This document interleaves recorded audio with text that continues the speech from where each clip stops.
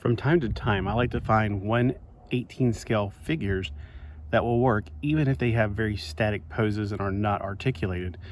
This is the case of this particular figure right here. It is a Griffin that has a saddle and is being ridden by a birdman, which is such an interesting concept because we don't look like the horses we ride on, which is what this is kind of like, and He-Man is like a battle cat. But in this situation, it just works. These are some figures I picked up a very long time ago. They have static poses. So he's got his bird legs. This one's got an armor on it right here. Right here you can see the company that made it. I can't remember off the top of my head. It's made in China. It's Papo. Yeah, that's right. It's P-A-P-O. I remember the company now. 2010 was when this was created. All right. Sometimes they have weapons that come out of their hands. I don't think that this is the case for this one. Nope, it is. It is definitely the case. You could take it out of his hands. I'm not going to because this is so old, and I feel like even though it's kind of a more rubbery type material in a certain way, it's a very stiff material, but at the same time, it's got a little bit of give.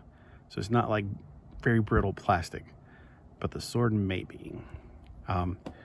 Let's take a look at the detail on this guy.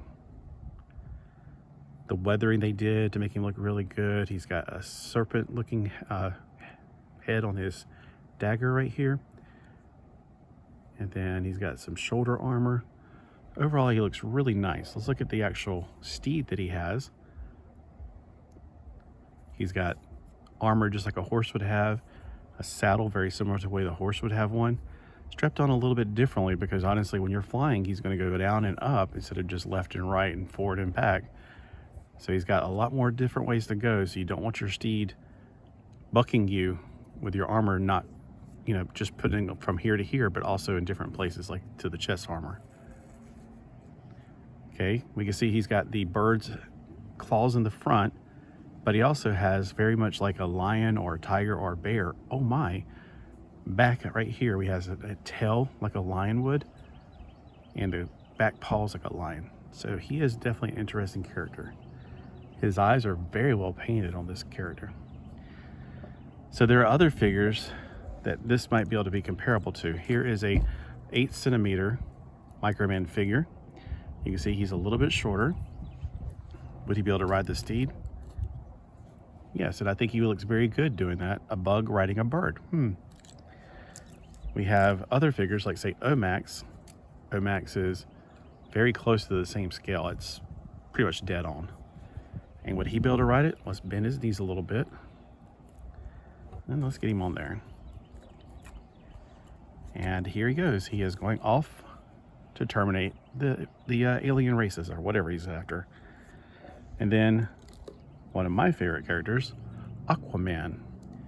Maybe this is a sea animal and he's talking to it. I need you to ride me up to the mountains because my dolphins won't take me there. So here he is riding on it. And I think he works just fine on there. He's about the same scale as the bird dude. And then let's try Bumblebee. I gotta bend his legs just a little bit. There we go, just a little bit. Getting a little thirsty out here. It's a gorgeous day today. So he can saddle him, but his hands, again, I wish they made these better articulated back in the day.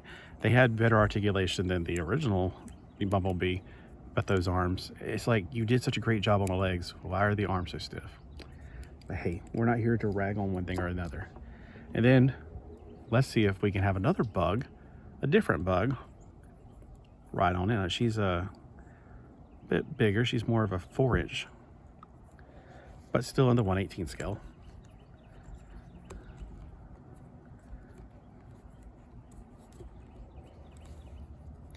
Okay, so her knees are a little bit hard to get into the right position, but with all that articulation, it looks like she's doing a pretty good job.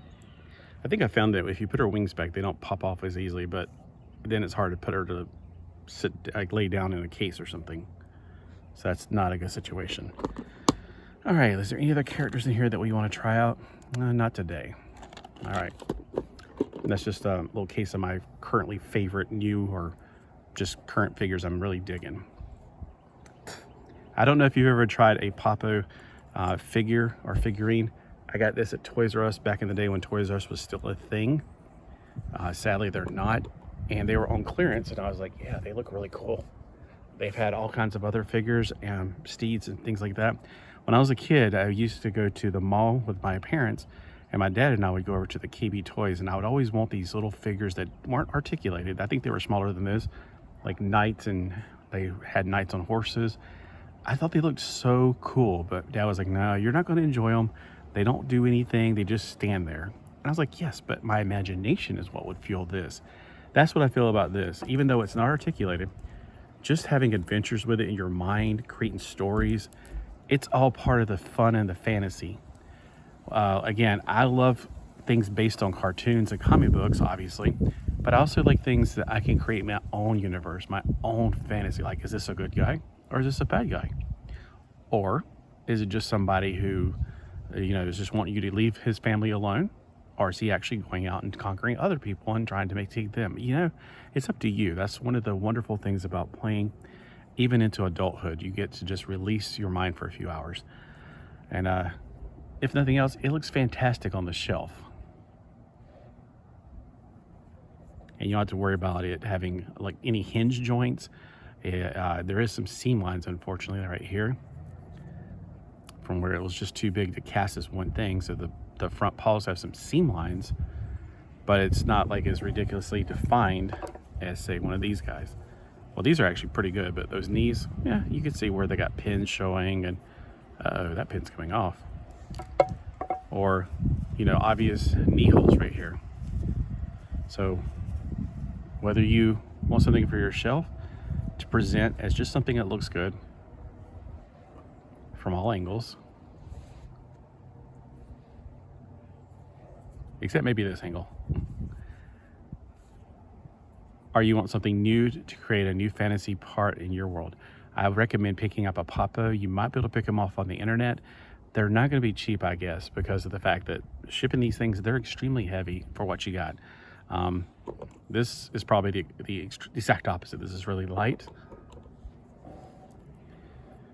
And you can tell that it's not hollow. When you go to the Dollar Tree, you can find similar things, but they're hollow and they feel like it. And I definitely recommend those as well. I got the Scorpion. But you can tell that you're getting a lot of plastic here, and you're getting a lot of detail, some very nice dry brush paint. It's not just like simple. I mean, the eyes look amazing. They look like they're following you from one side to the other. But I highly recommend it. I remember I had a few other, I wouldn't say birds, but other beings, mounts. And I remember one in particular had the death on him, basically like the Grim Reaper. So let me know in the comments below if you've ever picked up a Papo and what is your experience.